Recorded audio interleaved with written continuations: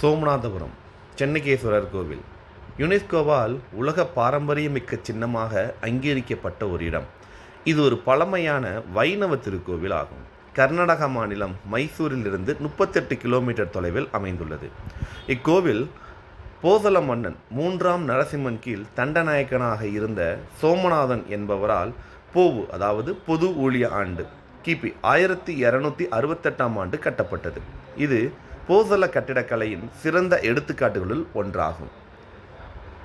மைசூருக்கு சுற்றுப்பயணம் மேற்கொள்ளும் பலரால் அறியாத ஒரு இடம். அதனால் என்னவோ ஆர்ப்பரிக்கும் கூட்டம் இல்லாமல் அமைதியாக காணப்படும் ஒரு இடமாகும்.